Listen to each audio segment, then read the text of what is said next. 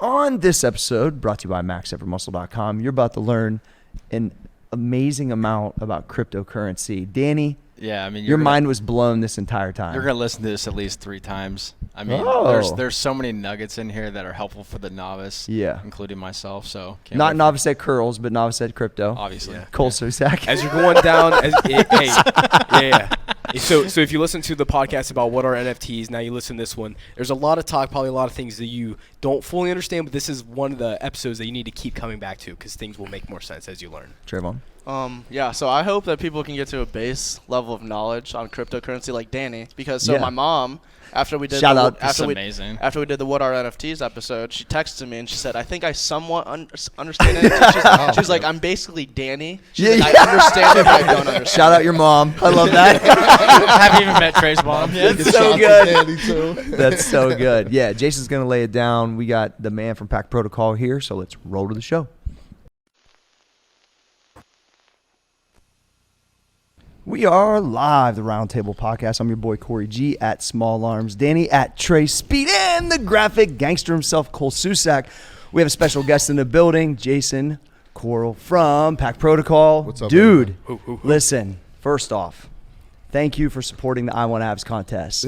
You guys are donating $10,000 of crypto to the third place, which we're giving the car. We got the Rolly, we got PAC Protocol. Like incredible. That right there is incredible. First off. So a big reason why when I knew you was in town from Jersey, I wanted to make sure you got a chance to sit here and explain, background, what y'all do. Heard you was a baller too. Like y'all don't know, like yes, this, sir. You got some like baller sports stuff too. So we're gonna start there because everybody's like, all right, we're gonna hear the crypto, but let's talk a little bit of like football. Like give a little background real quick, Jay. All right, so I went to Towson University down in Baltimore. At the time when I first got there, we were Towson State non-scholarship when I first went there. But we had grants, so it was like a need-based grant. I totally qualified right away. Yeah. So I got all the stuff where I got to go to Towson and I was covered up. But I went to Towson and I went there with the vision of playing right away. Because I was looking at some larger schools, but I wasn't getting the love that I And you were a running back, wide out? I out? played running back and in high school, and I did kick return, punt return. I had but we didn't have, my team was terrible. Like we won one game my senior year. I started 3 years at varsity, won 4 games in 3 years. So I didn't get that type of exposure that I thought I deserved a little bit. But at the end of the day, I got to Towson University, and when I got there as a true freshman, we had, because we were going to scholarship the following year, we had 75 recruits come in that year. Okay. Everybody got redshirted. I was the only one that didn't redshirt. And funny story is my freshman year, we're traveling to, I think we were playing Butler. Is Butler in Indiana? Yeah. So, yeah. We were going to Butler. It was my freshman year.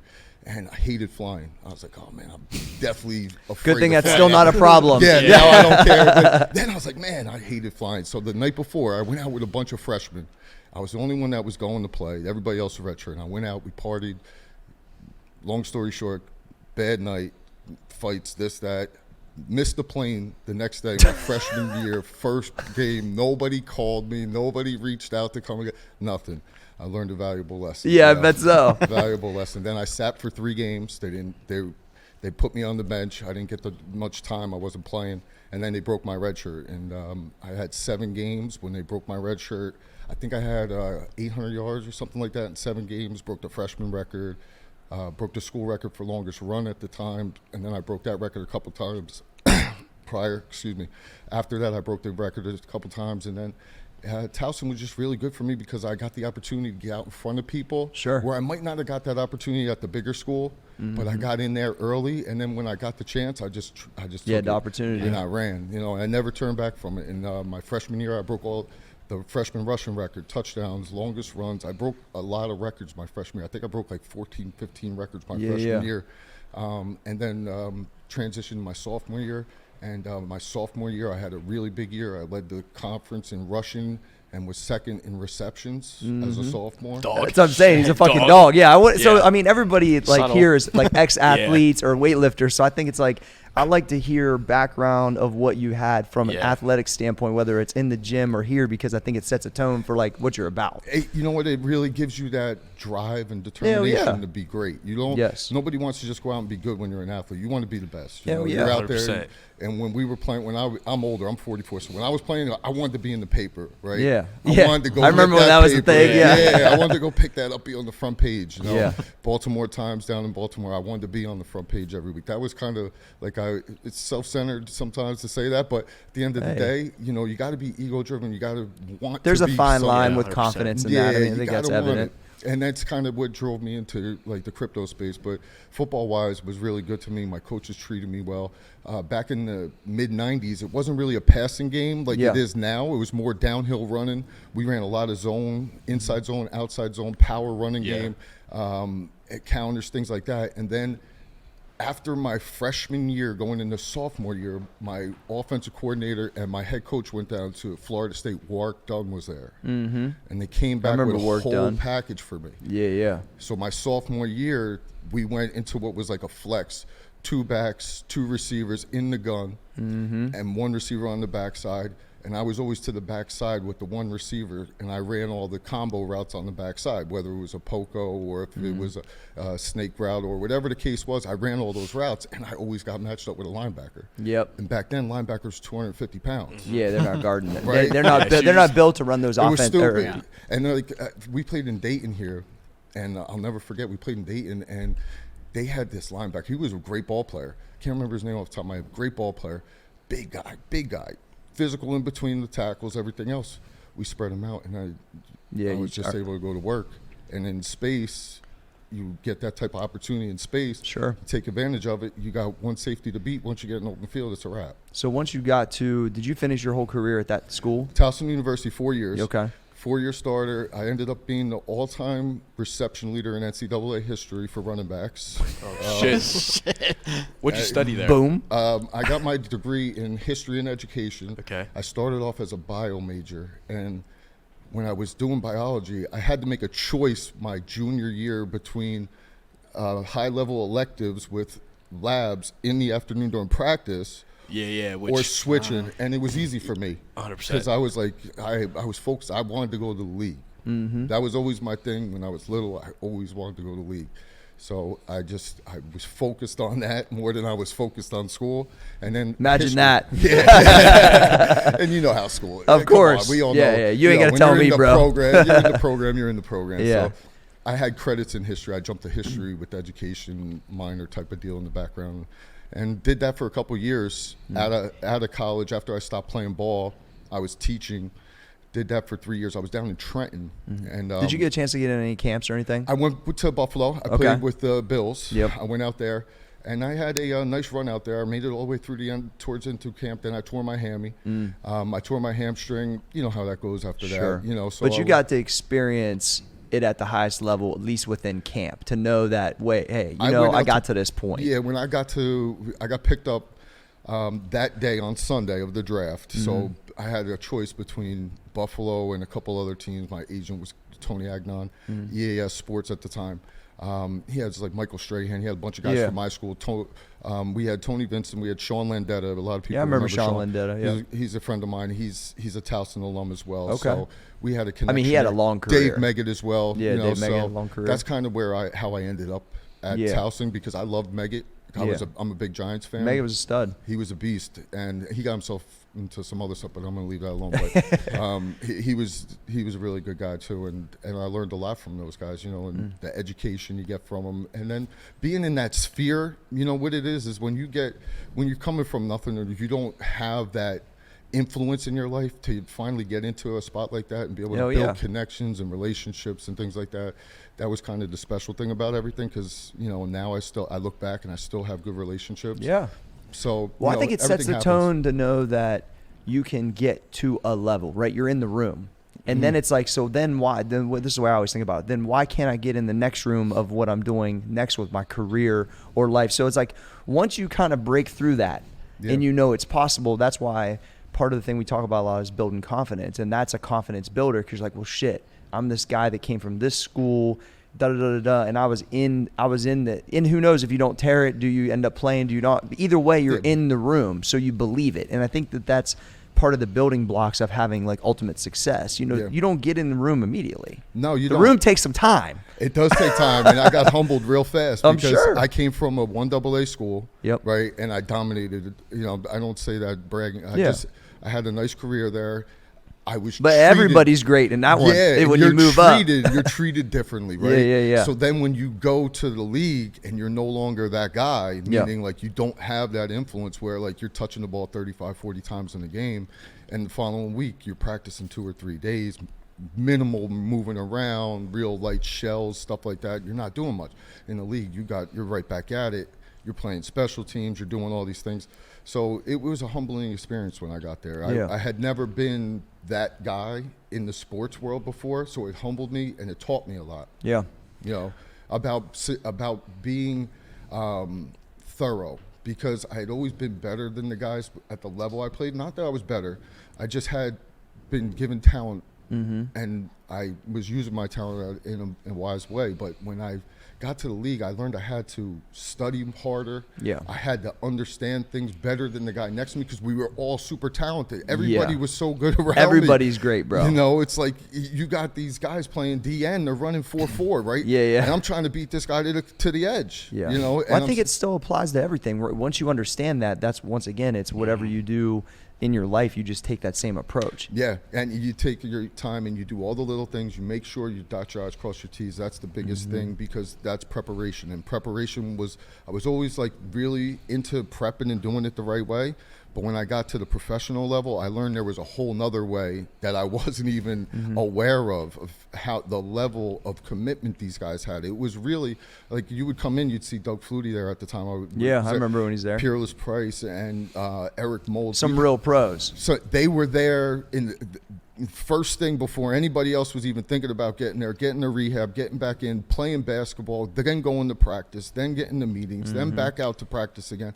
And you just learned these guys just then they're playing basketball again at night, and they're doing it just to, Peerless and Doug and these guys, they're all playing, everybody's the camaraderie, and then just the professionalism as they're even doing that. They're just talking football, talking logistics. Hey, listen, if I'm here and we're doing this, what do you think? Should I end up in this spot or should I end up here? Do I have this free release? Do you want me to really open the hips and get wide, or do you want me to get downhill flat? These guys were true professionals. It taught me a lot about. That sounds like our conversation about marketing. Yeah, 100%. Should we do a curling video today? Yeah, exactly. Not this curling. I want to do like the Olympic ones out in the ice out there. I noticed footsteps, bare feet out here. I was like, yo, there's a 20-person sauna right here. Oh, yeah. All right, let's talk crypto. Where did the fascination with it? You obviously been in it for like about a decade, right, Jay? Almost close to, yes. Yeah, close to. But I literally got into crypto just randomly through people. Oh, you should buy some Bitcoin. Yeah. So literally just like everyone else. Yeah, just like everybody else. And then when I got in, just like everybody else, I hit the rabbit hole. And when I hit the rabbit hole, I started learning about everything that had to do with crypto, whether it was proof of work, proof of stake, and then master nodes, and then passive income opportunities, and staking, and getting yourself in a position where you always have something coming to you. Yep. Right. So I started. All right, really I'm going to stop you right there because I think there's a lot of information. And Danny's the crypto 101. He's always so. Let's start with So there's somebody watching this and they're like, all right, I'm going to check this out. Corey talks about it all the time. Yeah. These guys are always talking about NFTs, crypto, all this stuff. We got a guy on here that actually is heading up and running a main company. It's like, so when you went down the rabbit hole and you thought, okay, crypto, blockchain, basic 101, how do you explain it to somebody that says, all right, I don't own a piece of crypto? What the fuck is crypto? like literally we have to start, I think, at that point because there's so many people that need help with this. When I first got into it, my mindset was getting sound money. Okay. And when I started researching Bitcoin heavily, and I saw the deflationary model every 4 years, the halvening, and I experienced one halvening when I first got in early on, and I saw what it did. Halvening definition? Halvening, whether you're mining your coins, you have X amount of coins that are mined every year. Every 4 years, they chop that in half the amount of coins that'll be mined during that time frame. Okay.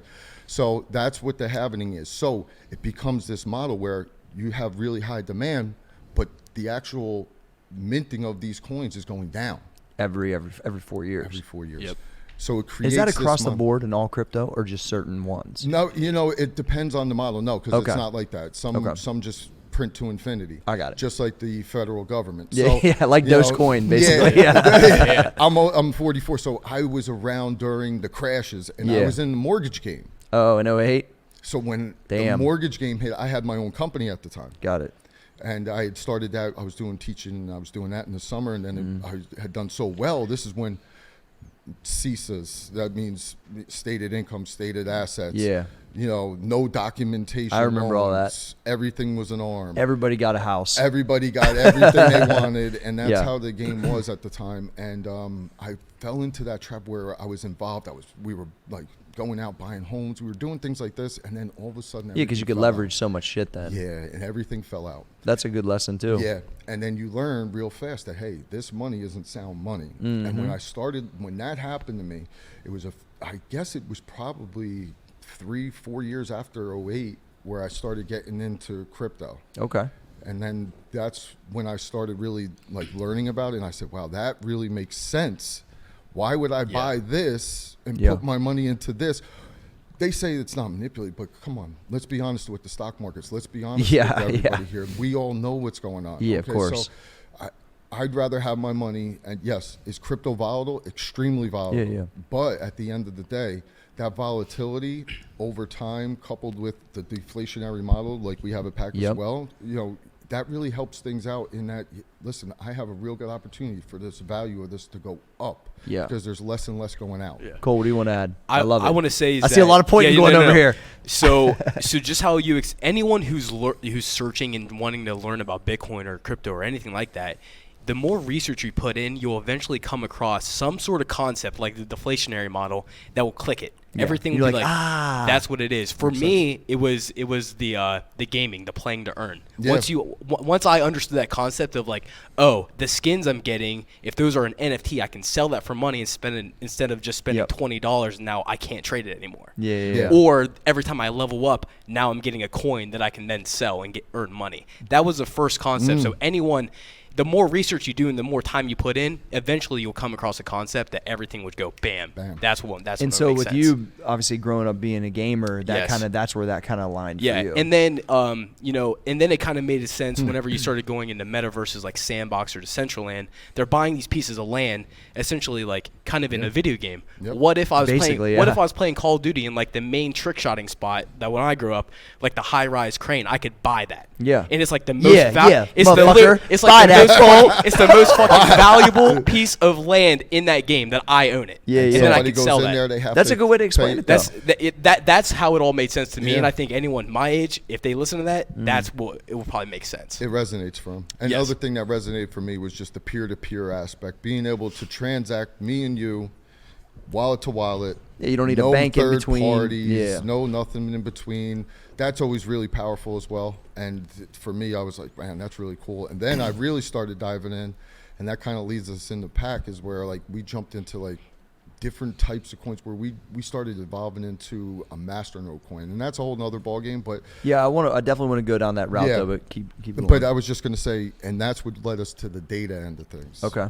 Which ties into the NFT video game aspect, because our data network built off of our masternode network is massive. So we have like 22,000 essentials. Let's turn it back to staking then. Let's go. And then we'll go to the masternode. So all right, so now we got a crypto concept, right? Now when somebody says, I'm staking this coin, and then we'll explain the masternode, what does that actually mean?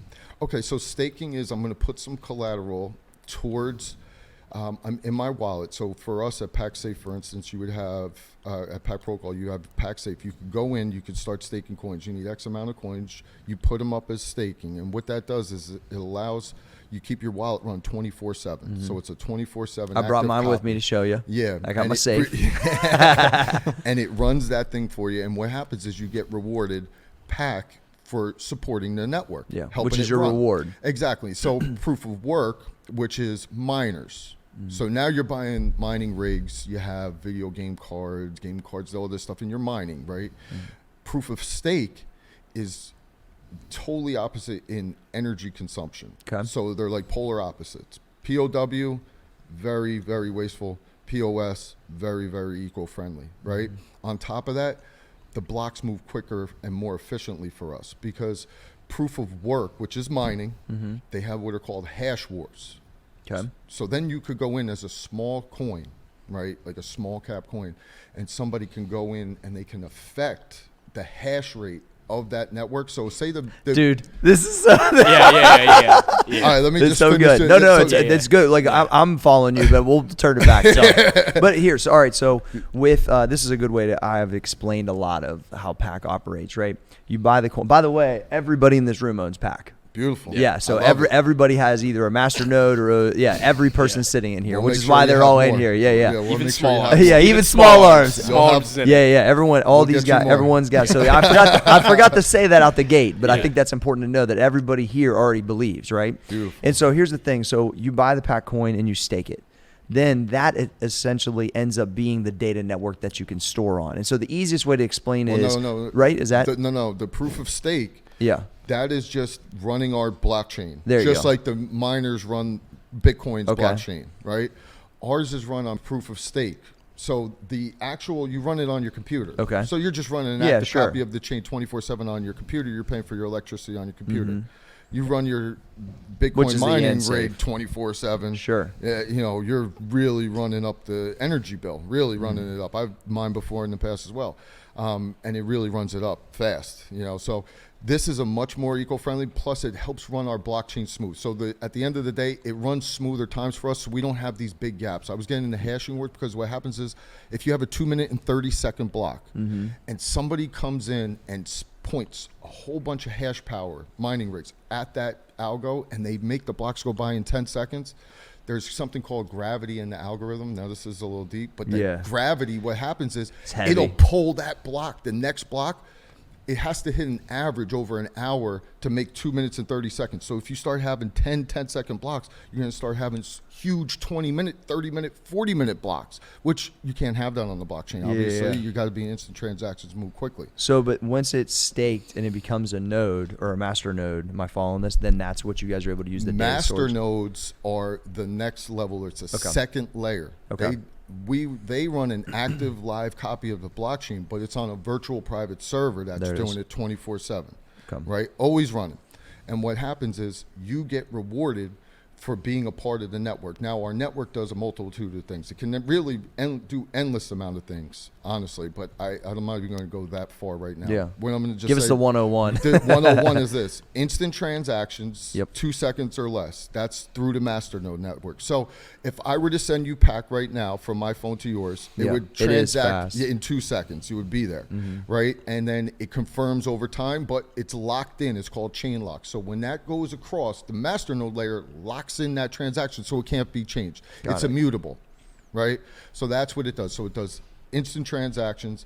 We also have private. We don't tout this, but you could do mixing, but we don't really tout that because that's just like private transaction type of deal. You can mix your coins, and then what we really use it for is data storage. There you go. And then data dissemination. When I think the data storage is what everybody can understand. It's simple, and for us, it's easy to get out in front of people because it's a massive audience. It's a $287 billion a year industry. Well, AWS. Yeah, and Dropbox.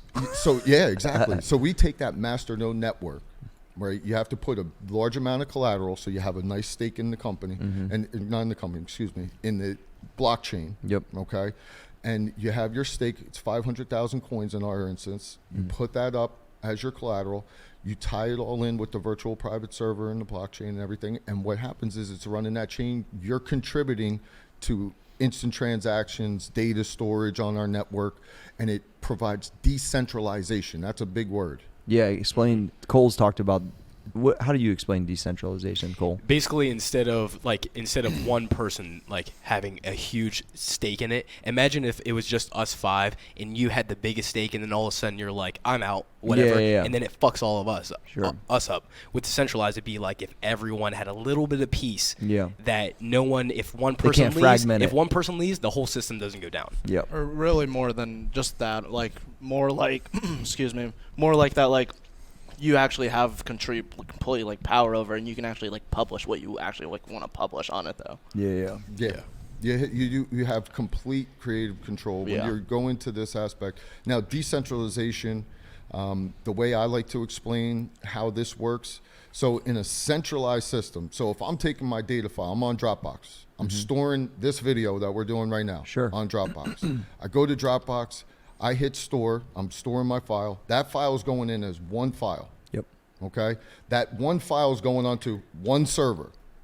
What decentralization, how we use decentralization is we take that one file, we distribute it, shard it. It's called sharding. Not chat. Shard. Sharding. Nice. Where's the curve? Just clarify. Close. Very close. We break it down into 1,000 to 10,000 little pieces, that data set. Each one of those pieces of data has its own private key. And it's being stored decentralized on a node network. So if it gets broken down to 1,000 pieces, each piece of that data, I get a piece, he gets a piece, to one person. So there's 0 point of failure. You can't hit one person and get all the data. You would have to have the private keys where these virtual private servers are, go to somebody's home globally. We're on every continent right now where we're running nodes. You're going to have to go track it down and then personally have private keys to break in. Now, at a personal level, you have to have your protection in place. We give you the options to have, when we go live with our main net, you'll have your biometrics, you'll have your 2FA, you'll have all the things where you can safeguard yourself, and it's going to be on you to do that end. We can't protect your computer when somebody breaks into your house. But we can protect all your data that we store across our decentralized network. And then we have redundancy, because people say, well, what if one person goes down with that node and they have 1/1000th of that data set? How do you retrieve the data? Well, we have redundancy in that we have multiple networks that do a mirror of the data. So if this node drops, this one's already carrying it. And it ports it right in. There's zero flaw. And if you want to retrieve it, pulls instantly. So that's in data sense. Trey was more talking about like owning your content. So how you can do all your content that way. Now we decentralize that in that you store your network, all your data on that network. Nobody can go and take down your actual data. Once it hits IPFS and we shard it, distribute it across the network, and it's stored on there, all your files that you put across, all your content you create, you own it. You own the metadata and hash. Right now on all the platforms you use, you own nothing. So you upload it to Facebook, you upload it to Twitter, you upload it to your favorite video game, social media site. They own your data, right? What we do is we give the data back to the people. You own your data. That's very powerful. You own it, you monetize it, you control it. Now, if you want to sell your data as an NFT, that's your choice on our network that's coming out. You'll be able to say, hey, I love this product, I want to sell this. I either want to go in and I can auction it, sell one for however much and they can barter on it, or I could go in and I say, hey, I'm going to print out 1,000 copies of this. Original one is the first one that's ever out. It's got the one signifying, it might hold more value than the 1,000th one that goes out. And you put out the 1,000 and they can only buy, or do you just have limitless and they buy like regular retail anything, right? So you could create your whole ecosystem through Web3, through the PAC protocol network on our Masternode network. You could tie everything in together in a real nice bow. And for content creators, it allows you to make all the money. Why go through a third party when I can put up my content? You're killing it in your video game. You're off the hook at what you do. You want to make all the money. Why are you going to go give 30% to this company just so they can port it out for you? I decentralized myself like 2015. Smart move. But because of having my own app, all my own content, my own membership, and yes, we do have storage outside of like backup storage off the app. But the reality is, like, once I got off the big platform, which was bodybuilding.com and some of these other things, I was like, yo, I'm just going to build my own fucking house. And that's basically what I was. You're Dude, sitting in it I now. wish people could see this place. They're starting to understand what's up, Jay. Incredible. I walked out, me and my partner, Zay over here. We walked out. I said, Zay, is this all Corey's? He's like, yeah, this is all Corey. God, my goodness. Yeah, it's like the building's sneaky, man. And that's where when I walked in, I was like, it's so hard to recreate what we had at the gym, right? It was going to take a perfect building with the retro, and once I walked in and saw those rusty beams in the block, I was like, all right. And then once I walked back and saw like the opportunities with the warehouse, I knew this was going to be our home base. You know what I mean? So yeah, we're feeling it's, and then with the media capabilities now, it's awesome, man. It's like a dream come true for real. It took 20 years to get the dream to come true, but you know how it is. You were telling me when you told me that. I mean, it's just an inspiration. Starting off like you did, grinding all the way up, having this facility, everything you guys appreciate done. That. This is a testament, man. This is amazing stuff. So now, Danny. Yeah. I know you got some questions. First of all, this is fucking awesome. I mean, I feel like I'm in the classroom right now. Yeah, let's have fun, man. So Danny, just to give some background, Danny's the app editor. So Danny's been running the app since like 16, right, Danny? Mm-hmm. So he's been like my main like homie on the app, running all the stuff from, helping with the developers, all the content, everything. So we run it almost like a magazine. That's the way because I come from that same age, right? I'm about to be 44 also. And so Danny worked with me at my old supplement business and then transitioned into full-time with Corey G Fitness, and now runs all the stuff on the back end for the website for Max Effort too. So that just to give you some work. So he's doing like all the email capture, all the email marketing. They're building the site, working with Shopify Plus, like all of that. So he's working in both businesses with that type of stuff. So nice. Yeah. Anyway, I just want to give you some background. Small arms. Shout out. Yeah. And we call them small arms. Yeah. Shout out to the small arms army. So I've obviously relied heavily on these guys as far as like what cryptocurrency is, what NFTs are, starting to get into that a little bit. But like, I guess in my stage or somebody in my similar stage, what resources would you push them towards? That's my first question, and I have a follow-up after that. Resource-wise, I would really. His stage is he owns a node because I told him to own one. Yeah. That's just the truth. Yeah. I found a lot of, honestly, I found so much information on crypto Twitter. You find a lot of stuff there, but then from there is where you deep dive, right? And that's where you go into different things. And I go DuckDuckGo, and I do a lot of searching through DuckDuckGo when I see things I don't maybe recognize, or when I was starting off, I would read about proof of work, I'd read about proof of stake, I'd read about masternodes, I'd read about all these different functions of the blockchain and the different algorithms between SHA-256 Bitcoin or X11 Dash. I started learning all these things, but I started off. He's following. Yeah. Oh, yeah. But I started off on crypto Twitter and reading about these things and saying, well, what is this? There's a ton of info on Twitter. There really is a lot there because there's all the influencers that are there when they're pushing the product. I fell into the same trap everybody else did when I first got into the game. You're seeing this thing, this thing's a low market cap coin. Oh, I'm going to buy this. I'm going to get into that. So you're jumping in. Yeah. But then you learn after you get burnt that you got to do the deep dive research. Yeah, what the hell is the utility? Exactly. Yeah, what's going on with it? How much volume are they doing? Does it have the ability to get in and out? So it kind of got to the point where you look to find hints in places. I used Twitter. I also went to YouTube a lot, and I would search different things, terms that I was interested in. I would find influencers I like to watch, as far as not just buying and selling, but I was more so into the knowledge end of it and understanding everything. And I think that's the power, man. Yeah, that's the biggest part. So I mean, some good influencers. I like, David Gokshin used to work with us. I still have a good relationship with him. He's a beast. I like to look at David's stuff. He's a great guy. He puts out a lot of content. There's a lot of really good people out there that you can learn from. David's one. I like Da Vinci as well. He's also on Twitter a lot. I like Novogratz too. Yeah, Novogratz. I mean, listen, I like to get as much as I can, and I go in deep. So there's not like one spot I would push you to.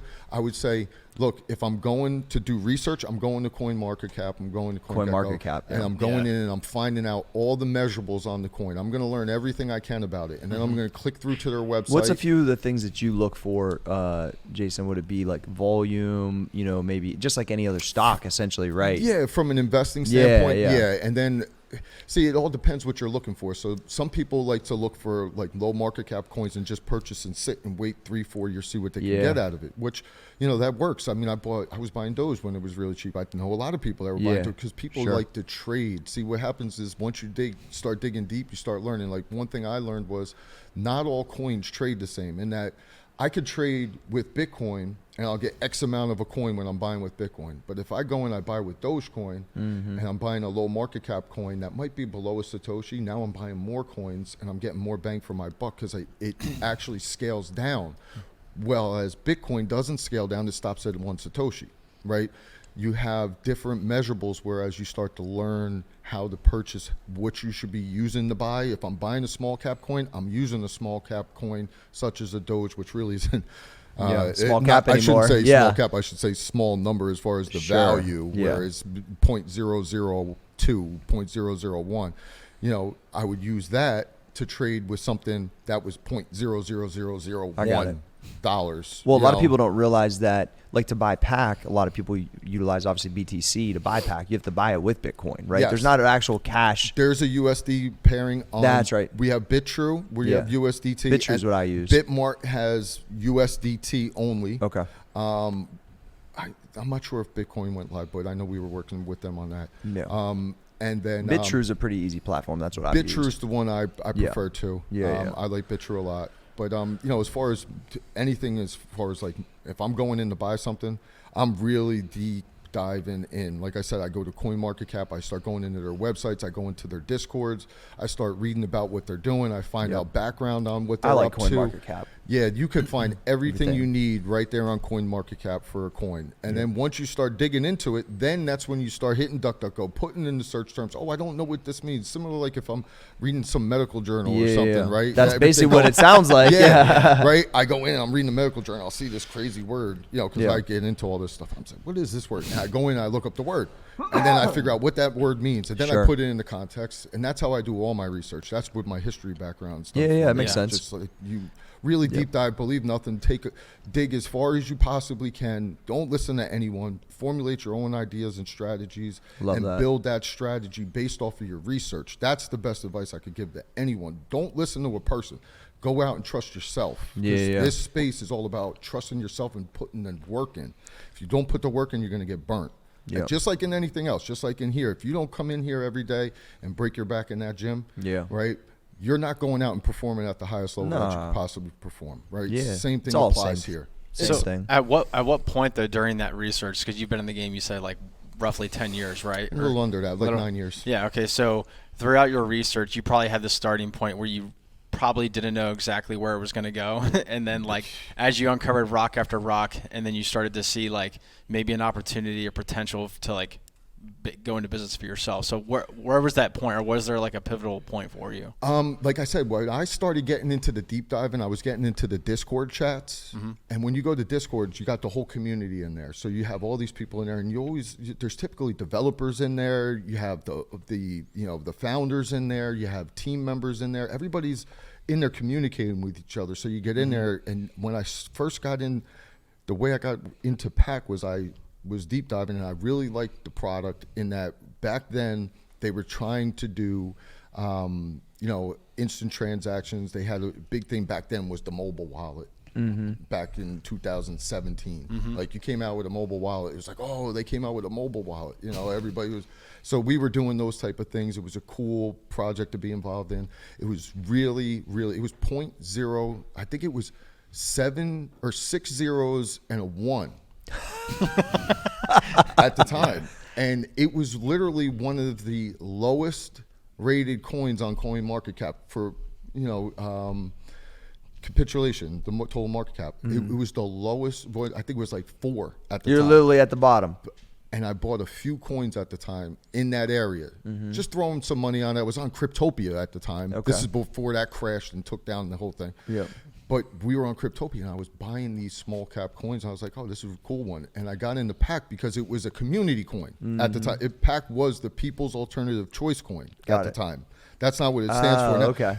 And it was all... That's like the history of it, though. It was developers that came together in a community and were building their own algorithm based off of SHA-256, which is Bitcoin's algorithm. And then we moved over to Dash. We created our own algo. So we took principles of Dash, principles of Bitcoin, which everybody has principles of Bitcoin. Sounds like my programming style. Yeah. Literally for the gym. Keep going. Sorry. That's amazing. We take a little bit of each thing. Yeah. And then we meld it with our own stuff. So they're both proof of work. They're mining chains, both of them. And we've transitioned to proof of stake. And we did it with deterministic masternodes, which was the first of its kind. We created that technology. Our developers created that. And I started seeing how passionate everybody got about it. And I was a marketing guy. So I was really like, I wanted to help push the whole agenda forward and really get on Twitter and start reaching out to people and communication and putting together posts and everything. So I started getting into Twitter through Discord with the whole community, and we would go and we would attack influencers. I say attack, but we would go and we'd spam them with PAC to get them to say or mention I us. appreciate the honesty. This is trying to get the word out. I was a community member then.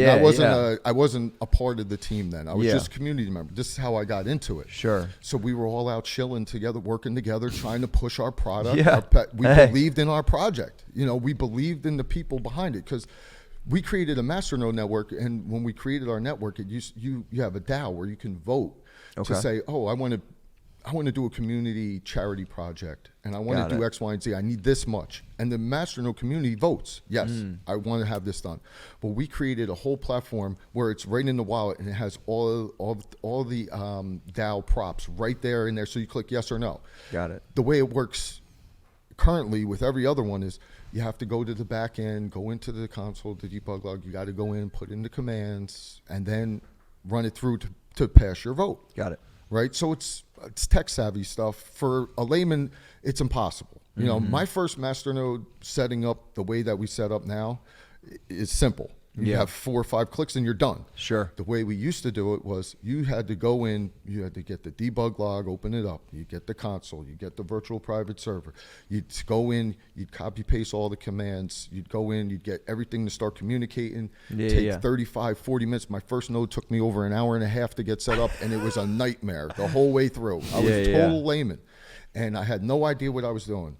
I went through it, I did it, I grinded through it, and I learned from it. And then you just keep going and going. And then we all said, guys, we got to do this an easier way. So just mom or pop could jump in and say, I see this as an opportunity to make money. So this is what we needed to do. So we've been really innovative. So that innovation early, from being like a people's alternative choice coin, a community coin, really led us into pulling real strong talent from the development field in the crypto blockchain space, which is very hard to come by.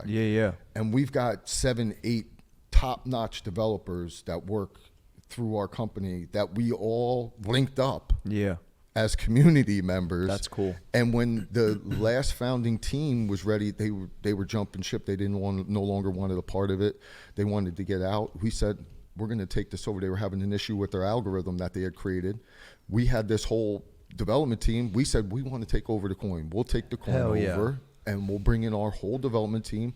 We'll rework the algo. We'll get it to run the way we need it to run. What year was this, Jason? That was 2018, 19, heading into 19. Hasn't been that long then, really. Yeah, so it was 18, 19 heading into there, and then is when I became like a brand ambassador at that time.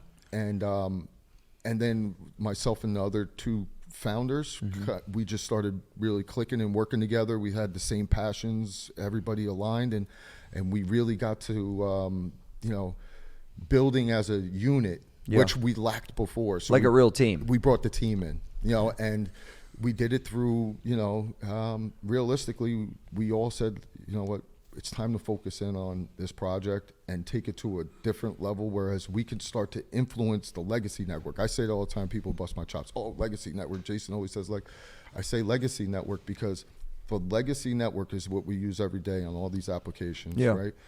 If you can just plug in to a decentralized distributed network, anyone can just plug right in and get off of the Web 2 to Web 3 and have the total decentralization distribution, all your data, there's no single point of failure, everything else that could go to any application, right? that's so powerful, and that's what we were looking at when our vision was the data pushing that in. Yeah. So we pushed after chasing that. And that chase has led us to where we are now, where like we're going out, we're trying to get with influencers in the sports field and in entertainment and Hollywood. You know, we're just traveling. We're trying to really get out in front of the right people to have them plug into us, because we don't need to take anyone over. We're not here to take anybody out. What we're saying is, hey, look, we created this back-end network. Anyone could plug into it. Sure. Why would you not want to? Yeah, because I know Isaiah was talking about how somebody could put a movie on it instead of having this big ass, like literally they'd be putting it on a drive and taking it for editing and stuff like that, or trying to upload it to Dropbox or whatever, where some of these films are $80, $100 million type things, you know, or more. The process is insane. Yeah. It's so antiquated, it's insane. So they can put it on the blockchain and right across. So now they put it on the server. The server gets delivered to the point, the theater, what have you. Yeah. Director to producer, whatever the case may be. They then get emailed the private keys so they could go in and they could view. Yep. And they have a certain amount of time that's going to run 30, 45 days for the theaters or whatever, and then the contract's over and it's done. So they literally have to physically do all this stuff because they've been hijacked so many times on the black market before the movie comes out. They're losing millions, billions of dollars because the movie never even hit the market yet, and it's already out on it. Everybody's got it in the black market, right? Yeah. So they've lost a lot of money. So they stopped using the internet. They were going through the internet for a long time. From what I had gathered from going out to Hollywood, we've made some really nice connections out in Hollywood, myself and my partners, Braxton and Isaiah. And we've been out there really networking, and we found out what they were doing. And we said, guys, we got this solution. What are we doing here? We can give you the opportunity to upload your video. It's going to be at least 10 times faster than the way you're uploading it now. It's getting uploaded to a blockchain, right? And it's on IPFS, which is Web3. You know, it's file sharing. So you're taking a file sharing internet platform, and then you're distributing that, you're overlaying it on our masternode network of 22,000 masternodes, right? That's 22,000 nodes. For instance, I was just reading about IBM Aspire. They have 36 nodes globally. Total. 36 nodes. Wow. Right? And they're saying, oh, well, we're going to do some blockchain stuff. Everything's going from one file to one server, right? We have our process where we take over IPFS, Web3, which is already file distribution, file sharing, right? So instead of everybody going to ESPN at once and it drops, I'm going to the closest IP that carries the information I'm looking for. Got it. Boom, I'm pulling right from there. No overload, fast. It's way faster than HTTPS. It's a faster opportunity for you. And then also it gives you that chance, like I said, when you're on Web3 and then you distribute it across our network, now it became even more scalable than it already is, right? Because IPFS is already more scalable than HTTPS, regular web, right? It's already more scalable. Then you're taking that scalability and you're overlaying it and distributing it and sharding it across our network, our masternode network. So it's like breakdown. So with the challenge of like people adopting that, what do you think are like some of the reservations that people have? Is it just because it's because no, what it is, you know what it is? The biggest reservation is the presentation to not overwhelm the consumer with the mumbo jumbo. Because it's so deep. Okay. This is the type of show we want to make sure that you can go deep like that. But yeah, you're right. You don't want our product is just, our pitch is going to be when we're coming live in our mainnet is we want to come out and say, guys, we don't need to beat you. We don't need to take you out. And what we want to do is promote to the community and to the world that this is a much safer alternative to storing your data than having it in a single server application, when we can provide you with decentralized distributed data storage, and you don't have to worry about losing that precious data that you own. Because a lot of that data that goes, if financial institutions use this type of storage, you wouldn't have the hacks that you're saying. It wouldn't happen. Yeah, it's all over the place. It's not right happening. Now. You know, the gas lines that were hacked. You remember all that happened? Yeah. You had that whole hack going on. Those things can all be prevented through this network. So understanding, teaching people that part of it, the power behind it, because it has nothing. You don't have to teach them about blockchain. They don't need to know. It's not about overwhelming them with blockchain. It's just providing them with a safer alternative. And what our masternode network does is allows us to have much lower fees because our master node network is a decentralized network paid for by the node owners, right? So the overhead isn't the same overhead as if I'm going in purchasing server storage space, and I'm paying all that money building for that big ass building that Facebook got down the street. Exactly. Right. So what essentially it just gives you a lot more flexibility to go this way. Number one, it's safer. Number two, you're going to have the opportunity to send your data much more quickly and efficiently as well. And on top of that, as NFTs become more in vogue, which they are very in vogue now, but when people start to realize that you can take all of your data, say I'm a movie producer, I'm producing a movie, why would I go pay 70% to the distributor when I can go sell it as an NFT on a platform? I could do a crowdsourcing, a crowdfunding type of scenario through blockchain, and I could get the funding I need. Each person that puts in money towards that initial funding gets that percentage back in fees throughout the life of the royalties. So you become that's powerful. Yeah. This is the stuff that we're doing. This is the stuff we're building. We don't talk about all this a lot because this is our backs. This is what we're doing behind the scenes right now. We're grinding. A lot of times you get beat up when you're grinding, but at the end of the day, we're grinding. Doesn't matter if you shine though. You come out shining. Yeah, we're coming for the data network. We want an opportunity in that space, and we're working really hard to create the networks to get in front of the proper people, and that's powerful. And then on top of that, we're doing a lot of stuff in the sports industry. You got myself. We have Braxton Miller. As we all know, superstar from out here in Ohio State. Special guy. I mean, just stand up. Yeah, he's around the gym doing some boxing with Dustin every now and again, so we see him around. So, listen, we're going out. We're getting in front of the right people. We're connecting with people in the sports industry. So we're talking to teams to try to get ourselves in to provide decentralized storage products for them and back-end white label applications that we're creating for them to make it easy use, all in one place with the immutability of storing on the blockchain. So good. Cole. I mean, there's a lot to unpack. Yeah. But I think like the easiest thing is if people get caught up is like all time involved. Like this might be one of the podcasts is you keep doing research, you keep coming back to. And it's like, he said that. It might make more sense. Like research come back. Yeah. And it's a long game. And what you just said about how you're always building. This is the game right now is like you've been in it for 10 years, but think about how much progress is made in that. Think about how, the crypto space on Twitter and stuff like that moves fast in 24 hours. Oh, yeah. It's incredible. So, like, the more time you put in, because who knows what this space is going to be like in a year from now, let alone a month, you can't let alone predict 10 it. years. Really, with the metaverse, everything coming with the metaverse and the NFT movement and everything that's coming through that end of things, it's next level because now you're talking. You have the AR. You have all these different augmented reality, virtual reality. You have all these different things coming into this, and now everybody wants a piece of it. Everybody wants in. So this thing's going to continue to evolve. Everything that you're going to do in your daily life is coming to the blockchain. That's what I try to tell people. Whether you know it. My thing is at PAC, what we do at PAC is we don't want you to know that you're on the blockchain, but you're going to be on the blockchain. You have no choice. Whether you know it, like it, want it, it's about to happen anyway. The revolution, it's already here. The revolution is here. If you stay in the antiquated system, you're going to fall behind your competitor.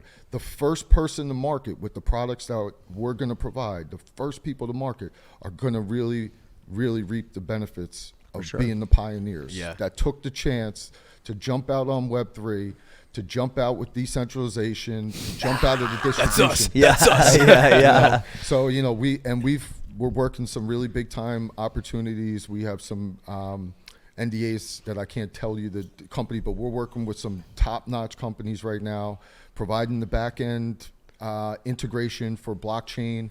We're working with other cryptocurrencies that are top 25 cryptos, doing the same thing, integrating all the technology for IPFS and storing through our network and then porting it back to the main website after we essentially clean the data, drop it down to a smaller data set of just metadata and hash, port it back over to the endpoint, and then it can come back through, and you can get all the data associated. I love it because there's like people are like they're catching parts of it, then they're like, "Whoa, it lost me there." Now I'm heading back. Yeah, yeah, but it's all good. This is all part of it. And that's what I wanted to get is like just a wide scope of like all of this man's been through and what he's involved Sometimes in. Sometimes you have to hear it though before of course. You gotta hear it. You gotta be just able like to any other find terminology, bro. You gotta find the rabbit hole. Yeah, right? facts. You gotta be able to find it. And if people aren't giving you the resources, like I always try to say, like I'm not a financial advisor. I always say that, but the one thing I always tell people is please do your research, deep dive. Don't listen to anyone. Because that person's got a financial drive behind it. I guarantee you, if they're on crypto Twitter and they're pumping something, they're getting paid on the back end from. Trust me. Facts. Yeah, there's a lot going on out there. A hundo emoji right there. Yeah, hundo. They're paid. Trayvon. Yeah. So just crypto in general. I'm kind of like more curious. Was Bitcoin your first coin that you bought?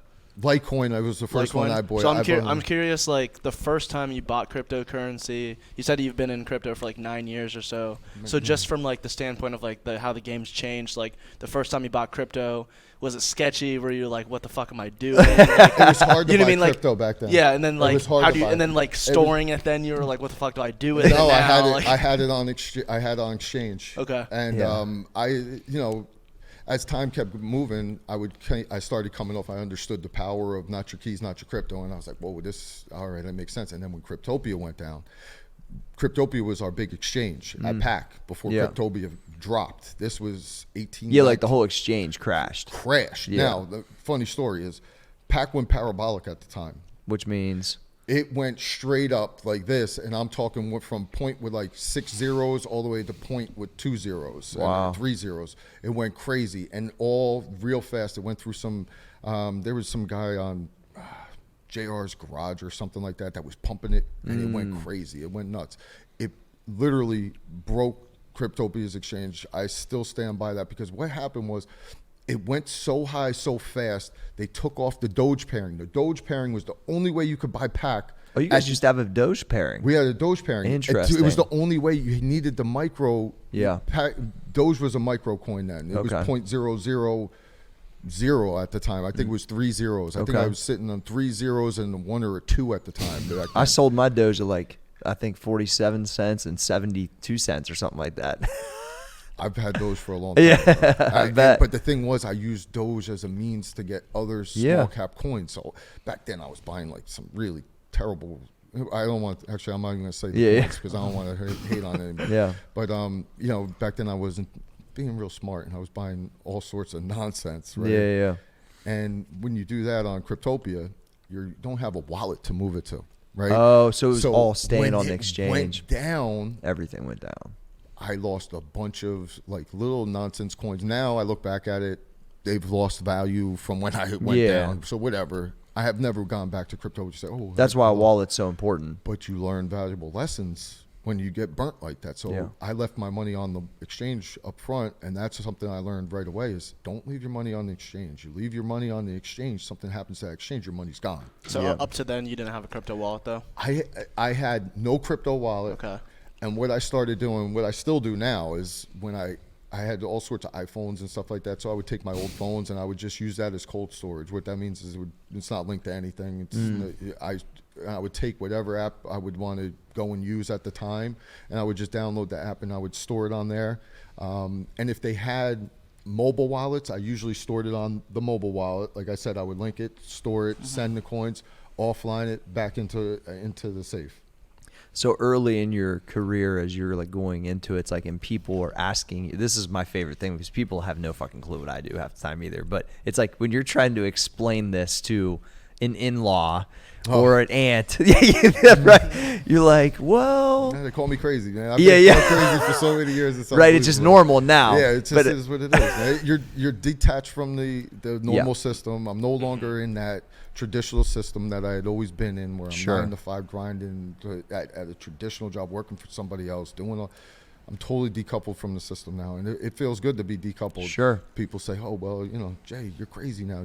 This, that. No, I'm just enlightened now. I'm reading. I'm gaining as much as I can. I have a lot of free time, and I'm trying. When you're on the forefront of it, you're early in it. I mean, you've been in it forever. Like any time of, you know, I've been watching that 1883, like, yo, when they were going out west, like, there's nothing there yet. Nothing. You know what I mean? The Northwest Territory is wide open. Like, that's basically what. That's what we're in. Exactly. Crypto's the wild, wild west in general. It's For just the sure. wild west. I mean, there's no regulation like we know on the exchanges. There's all sorts of funny business going on. So, yeah. And that's why I think, but that's also, so this is the way I look at it. That's where the opportunity lies. That's also where people are super nervous about it too. That's why I'm like, yeah, same thing. Like, yo, if you're going to get into it, don't go and put your fucking life savings in it. No. Like, you can mess around with it a little bit, but like your comfort level is on your education level. Let's put it like this. If, say 4 years ago, if you were just putting, say you put $1,000 in the Doge, you'd be sitting on about $300,000. Exactly. Right? And you don't need to put your whole fucking bank account in there. You don't have to. You put $100 in, you're doing really well right now off that $100 investment. That's never spend more than you can afford to lose. That's with any investment. Any investment, never spend more. The second you do that, it's all regret. Then you're dealing with emotion. You're not dealing with logic any longer. Now you're dealing out of, oh, I'm behind now. I'm down. Oh, I got to make this flip. Oh, I bet you if I sell it here, it's going to pump down lower. I can buy it back lower. Even though I'm selling at a loss, I'll make it back on the. That's what people think. That's emotion. Yeah. Think logically. Stay focused on what you're doing. Don't get caught up in the minutia. Crypto is a dangerous place. I do say that to everyone. Crypto is a dangerous place. But if you do it the right way, you do Bitcoin, you stay with the core, you're new to the game, stay to the core, learn the game, buy Bitcoin, right? Buy your Bitcoin, sit on your Bitcoin, learn patience. Just be in the game. Learn patience, learn and understand the patience in any investment's key. You'll get rewarded. You'll get rewarded. Yeah, just staying in it, man. So real quick, on the practical side of things, if somebody wants to buy, PAC or whatever, like what's like the quick crash course for them? Like what do they have to do? Okay. I can't say go buy PAC, but I could say if you wanted to go. You want me to tell you how I bought PAC? Yeah, go ahead. All right, so perfect. Bought. So this is good because I'm old too, right? So it's like, all right. I was like, all right, I got to buy Bitcoin because that's the pair that I found. What BitTrue, right? Mm-hmm. So I have a Coinbase wallet. What's BitTrue? BitTrue is an exchange. So I'll lead you down. So BitTrue you could download on the App Store. Yeah, by the way, you just download, put it on your phone, and then you can pay. Basically, you can't buy anything with cash on BitTrue, can you? It's all paired. I think if you go to the second or third layer of KYC, you can link your bank account. Okay. I don't want to say that because the only thing I've been able to do is I went to Coinbase and I bought Bitcoin. Coinbase is what everyone knows about because that's publicly traded. That's like, the one that I think most people run into. Mm-hmm. So I bought Bitcoin on Coinbase with cash. Easy. It's linked to my bank account. I sent the Bitcoin through the intra-web. And then whenever, just waiting for it to hit. That's where I get nervous, right? But anyway, This is amazing. Yeah. This is amazing. So I send it across a text message. Basically, is what it feels like to me. Yep. I send it to my BitTrue exchange wallet, like because I have an account, and then I go, all right, now I have whatever $1,000 in Bitcoin, and I type in PAC, and it says BTC PAC, and I can take it and take that Bitcoin and swap it for the amount of PAC that's available for that dollar amount. Bang. And then I have PAC rather than Bitcoin, right? Correct. Following me so far. Yep. Now, I'm going to go a level deeper because me and Cole was doing this early when we first got. People are hitting pause right now. Yeah, so all right. So now, so I bought 500,000 coins of PAC, right? So I could have a masternode. I took that PAC and then sent it, which is what I call another wallet, but it's really the safe, right? But it's basically the same function. I sent it to the safe to be able to then stake it to create a masternode. Is that create it? You could say stake. That's fine, but you're not staking your coins. You're creating a master, but you're using it as collateral. Yeah, there you go. And so then I took that coin from, and this is hilarious because I was going through this process. I was telling Cole like, man, this shit is like it feels like some voodoo shit, right? But I love it because I know it's so new to everybody. And so when I understood it, I started fucking with it. That's heavy, exactly though. what I said. I said, if we can figure this out now, we're going to be way ahead. All it takes is one time you figure it out, you go through this process, and you're like, wow, this is really not that bad. And it's really not. No. And then when I sent the coins to the safe, which is on my computer. And then when I linked it up with the server to create the masternode and I saw all of the code, I told Cole, we are fucking in it right now. Like, we are in it, bro. We are fucking in it. Yeah, it's making the master node. It's fucking, I'm like, yeah. And then, all right, straight up, like. I remember you doing it all day. Oh, yeah, it took me all fucking day. And then. Let me shout out Jan for that. Yeah, Jan's safe. It's fucking, the developer's unreal. Bro. So I'm a dividend investor traditionally. Like, that's always been my game. Because I've always said like this. I've spent all these years building these businesses, being like crazy, like, aggressive. Once I actually get my fucking money, I like that. I always did traditional dividends. I like seeing them reinvest in the market. So when I understood the reward system, to me, that's how I invest anyway. So I'm like, how can I, generate residual income? So literally, the rewards come through the master node. I take them rewards, send them back to BitTrue, and then usually cash them out. You know what I mean? And it's creating liquidity for other guys to come in and buy it. And so it's like that to me has been like the way that I've done it. And I've enjoyed it. And there's also times that I'll just create new master nodes because the coins are there. I don't sell them. So it just kind of depends. But that's kind of what I do. Very baseline. That's perfect. It was a great explanation. Coinbase is the easiest way to get in. That's the easiest way to get in. And that's the safest. Most people feel best about that. If you're not comfortable trading with Bitcoin, you can also get USDT coin, which you could trade on BitTrue as well, or Bitmart with USDT. That's Tether.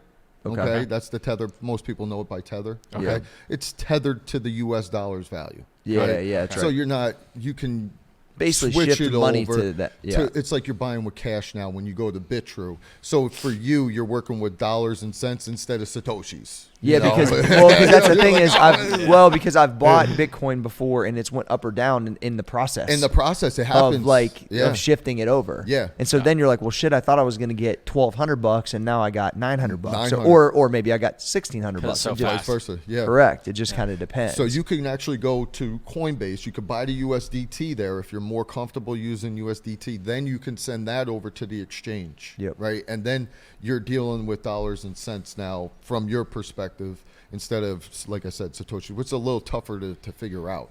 Did I explain that pretty well? Yeah, you explained it good. Explained it perfect.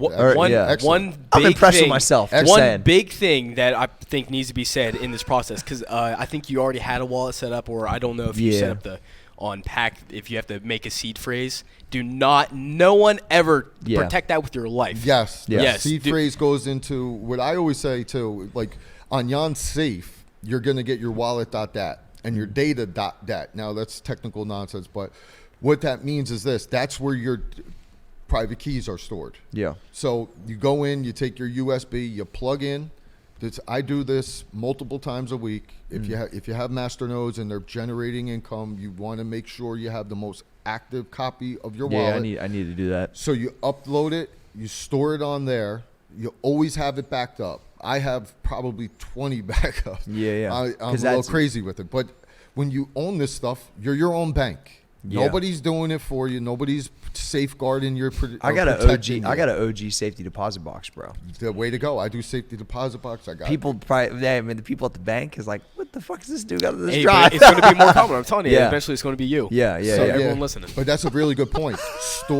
Make sure you have that backed up. Something happens to your wallet, and you don't have that, you are done. And that's the key. You want to have your keys, your private keys, which is your 12 seed phrase, or if it's a traditional wallet, like in this sense, you want the wallet.dat and the data.dat, because on our master node network, you need the data because that's associated with the master nodes. Because the safe doesn't really have a seed phrase, right? No, you go to, you're going to go and save the wallet.dat. That's right. And then after you go to the wallet.dat, when you go into save, you would hit the back, you would go back one folder, and then your data.dat's in there. We're going to double check all this before you leave up out of here. Oh my God, we're going to do it. I brought some tag with me.